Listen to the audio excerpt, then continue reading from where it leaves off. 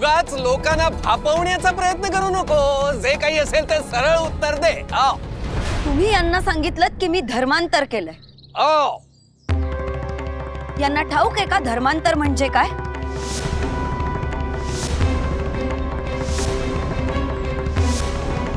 म्हणजे हे सगळे लोक गोळ्याने दूध पिणारी तानी बाळच नाही का? इथे सगळ्यांनाच व्यवस्थित कळते। मला कोण सांगेल धर्मांतर म्हणजे काय केलंय?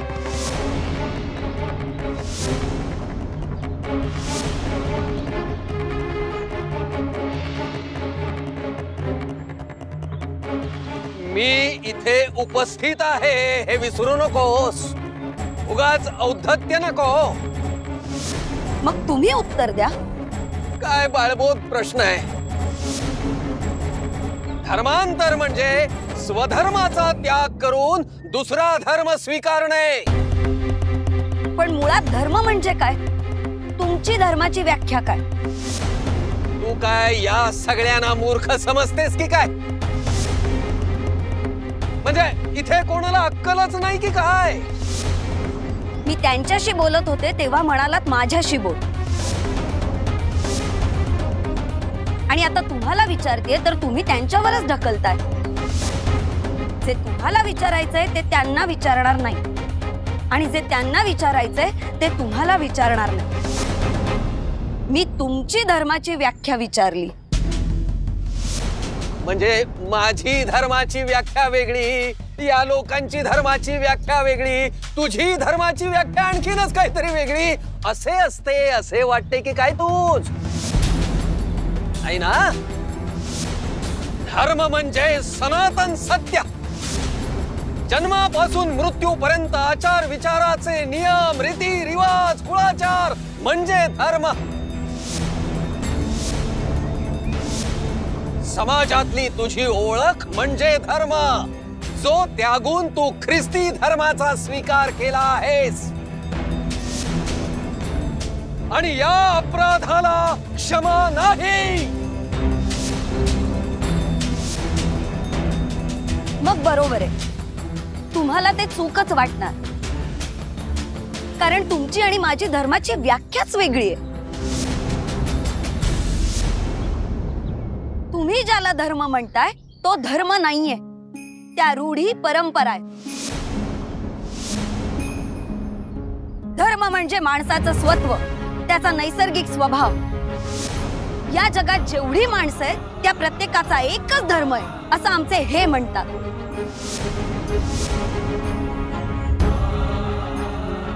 आणि तो म्हणजे माणुसकीचा धर्म। माणसाने माणसाशी माणसाप्रमाणे वागायचं हाच खरा धर्म आहे। शाबास सावित्री, तुझ्या आत्मविश्वासानं तू या लोकांना भारावून टाकलेला आहेस। हे म्हणजे कोण? तो त्याला कोण मानतो? आज मानत नसाल उद्या तरी मानाल। संतांना त्या काळी कुणीही मानत नव्हतं, आज सगळे संतांना मानता ना? संतांनी सुद्धा हेच तर सांगितलंय। मग आपण धर्माला संकुचित का करतोय? माझ्याच गावकऱ्यांनो, तुम्हाला फरक समजतोय ना? मी काय म्हणते ते कळतंय ना? माणसाने माणुसकी सोडली तर तो माणूस राहील का? मग मी माझा धर्म कसा बदलेल?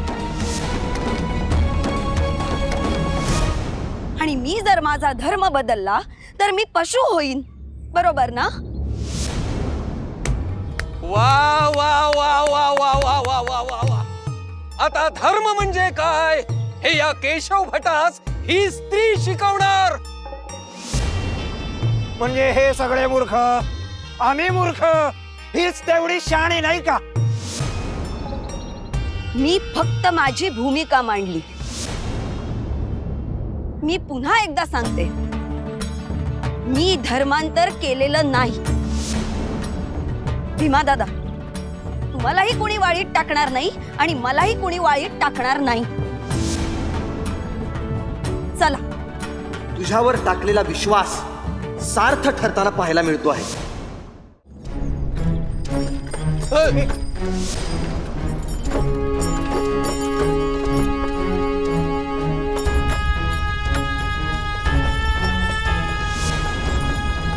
तुमच्या स्वधर्माविषयी थोडा जरी स्वाभिमान शिल्लक असेल तर चांगली अद्दल घडवा तिला.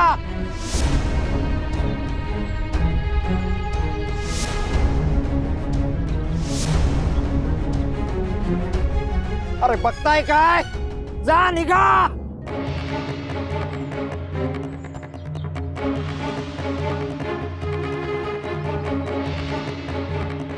नगरला जाऊन काय आली, डोक्यावर 2 शिंग उगवलीत असं वाटायला लागलंय हिला.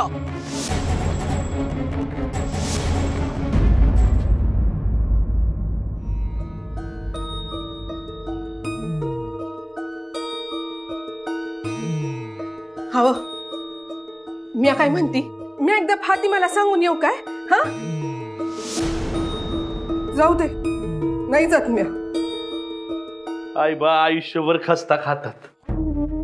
ती पोरे एकदा का मोठी झाली की शांती मिळेल, निवांतपणा मिळेल. आपण कुठल्या जन्माची पाप फेडतोय कोणाच सरणावर गोऱ्या रचून झाल्या तरी बी घोर नाही असं काही नशिबात नाही. आणि तिकडं बी अग्नी देण्याआधी काहीतरी वाढून ठेवलेलंच असत. असं वंगाळ कशा पायी बोलताय तुम्ही? मी म्हणलं ना नाही जाणार म्या. अशी मरणाची भाषा नका बोलू. अगं पर नाही, तुम्हाला काय बी बोलू द्यायचं नाही म्या. तू ठीक बोलू देणार नाहीस, पण त्याने काय बाहेरची परिस्थिती बदलणार नाही. तो घोर नका लावून घेऊ तुम्ही. जो ती हाय ना सांग तिला, तो कुठल्या बी वादळा समोर जाईल आणि आपल्या बायकोचं रक्षण करल.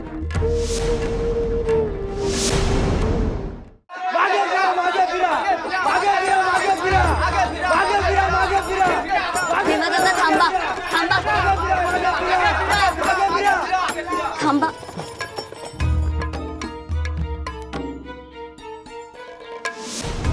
घोषणा देत होतात ना, मग थांबलात का?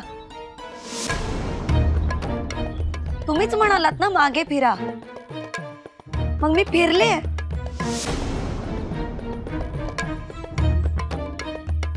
मी माझ्या घराच्या दिशेने चालले होते. आता मागे फिरले, आता बोला. बोला ना. माझ्या विरुद्ध घोषणा जरूर द्या, पण त्याचा अर्थ तुम्हाला समजतोय का? धर्माबद्दलचं माझं मत मी वेशीवरच सांगितलंय. तुमचं काही वेगळं मत आहे का? आपण नक्की कसला विरोध करतोय याचा विचार करून मगच विरोध करा. उगाच कोणीतरी सांगितल्याप्रमाणे पोपटपंची करू नका. शब्दांचे अर्थ समजून घ्यायचे असतील तर आधी शाळेत जाऊन शिका. स्वतःच्या बुद्धीचा वापर करा.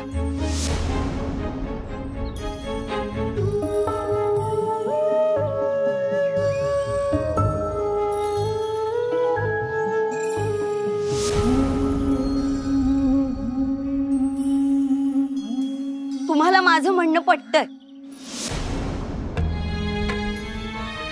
तुमच्या डोळ्यात तसं स्पष्ट दिसतंय.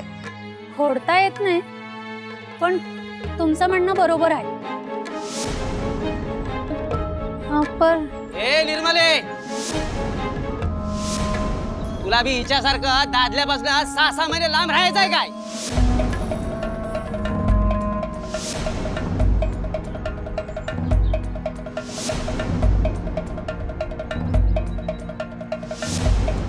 त्या कशाला घरापासून 6 महिने लांब राहतील? त्या घरात राहूनही शिकू शकतात. त्यांना शिकता यावं म्हणून मी घराबाहेर राहिले.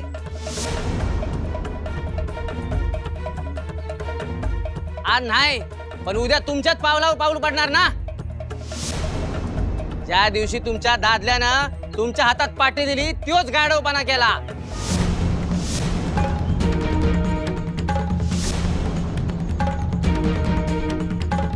उगा लांब जाऊन आई त्या कशाला वावड्या उठू दिल्या?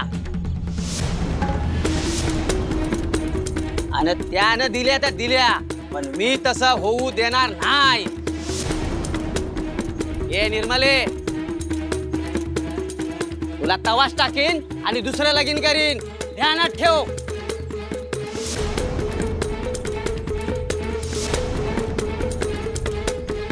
ओ बाई थांबा.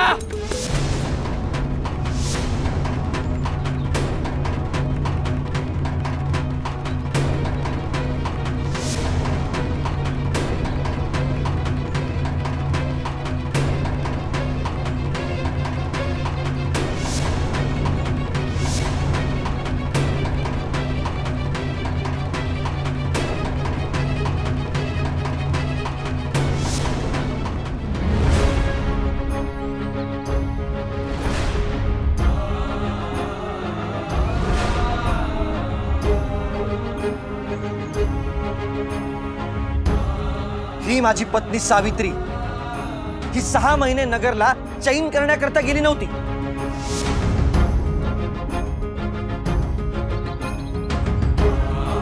तर मुलींनी स्त्रियांनी शिकावं म्हणून अध्यापनाचं शास्त्र शिकण्याकरता गेली होती.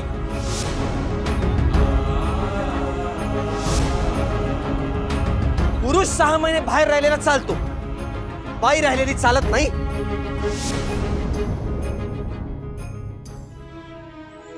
सहा महिने ती एका कुटुंबाबरोबर राहत होती, कुठेतरी नाही. हे ध्यानात घ्याच.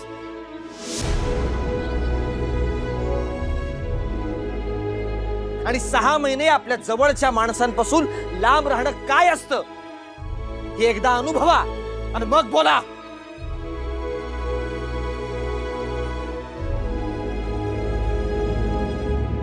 स्त्री शिक्षणाचं कार्य जे मी हाती घेतलेलं आहे त्याच्यात माझ्यापेक्षा जास्त मोठा वाटा सावित्रीचा आहे.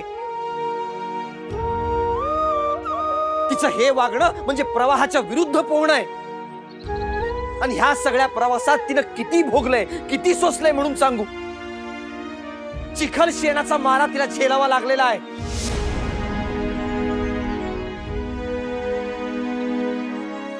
कुचेष्टा आणि संघर्षाला तर ती सतत सामोरी जाते आहे. पण ह्या सगळ्याबद्दल तिच्या तोंडून एक चकार शब्दही बाहेर पडत नाही. बाहेर पडतो आहे तो फक्त ध्यास. तुम्ही शिकावत हा ध्यास, आणि ह्याचा मला सार्थ अभिमान आहे.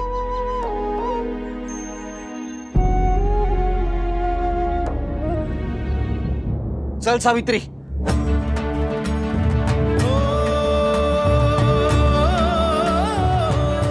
भीमा दादा ह्या काम केलं. आता जा तुम्ही, आम्ही जातो इकडनं. चला. काय असं काय पाहतीस? हे सगळं करायची काही गरज होती का? तुला समजू नये म्हणून. पण समजलंस तुला, होय ना?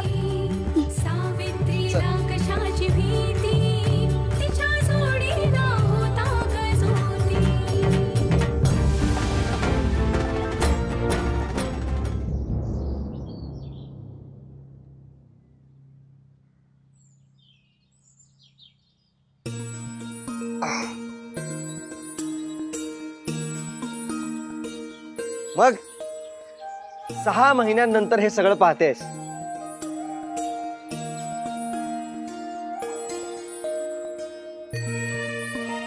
पण या 6 महिन्यांमध्ये आपली माणसं अजिबात बदललेली नाहीत. हाच काय तो मोठा बदल म्हणायचा. तू येणार म्हटल्यावर सगळेजण कसे उत्साहात आलेत पहा.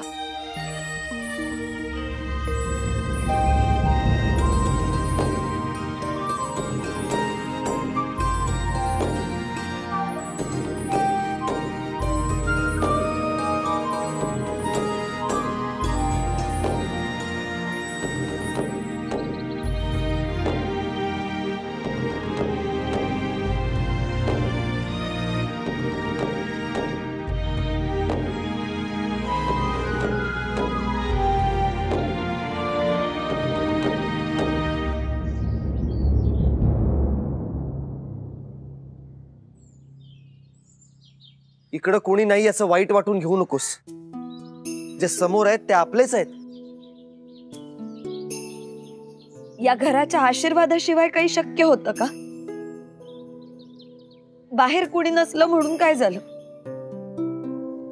या सगळ्या घरालाच माझा नमस्कार.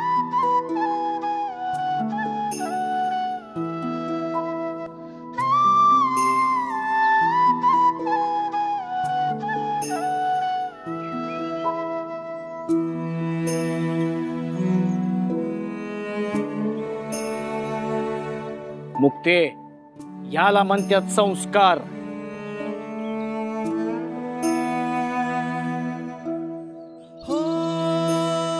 अगं ती माणसं इतकी मोठी होऊन देखील त्यांचे पाय जिमिनीवर घट्ट रोवून आहेत.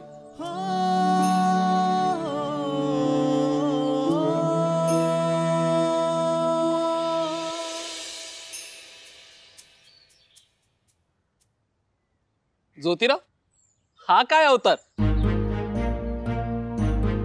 भाऊजी, तुम्ही तुमच्या मित्राला ओळखत नाही का? अगदी खरंय. ज्योतिरावांनी एखादी गोष्ट मनावर घेतली की पुरे पुरे. अगं फातिमा, हे काय? फुलवातच हाय बर का.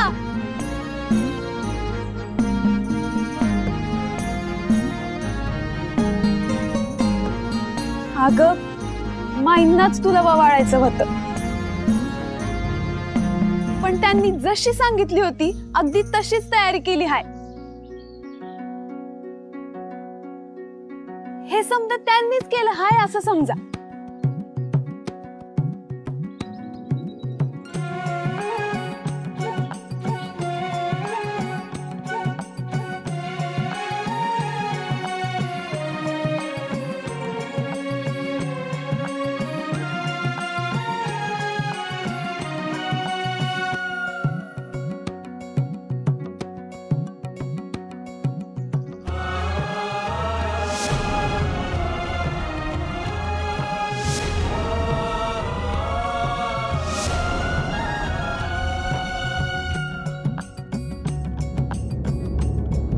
तुम्ही सगळे एवढं माझ्यासाठी इथं जमलायत, मला भरूनच येतंय.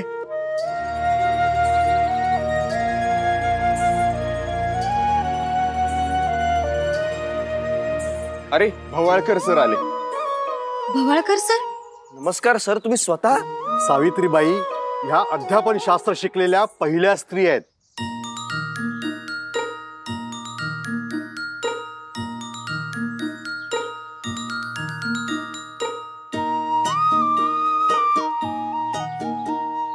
त्यामुळे त्यांचं स्वागत करायला मला यावंच लागलं. चलिए सब लोग अंदर चलिए. होय, तुम्ही चला, मी आलोच.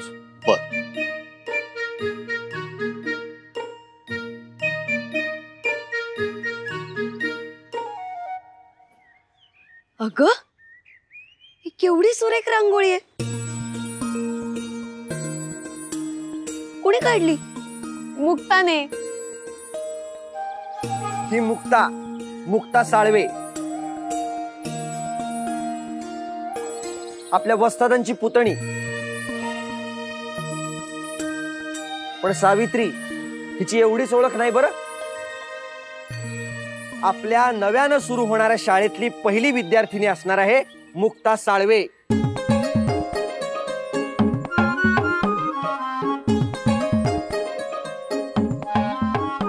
शाळा सुरू होण्याची कधीपासून डोळे लावून वाट पाहतीये. हो का ग? होईल होईल, लवकरच शाळा सुरू होईल. अगं त्यासाठी तर एवढा विरोध सहन केलाय.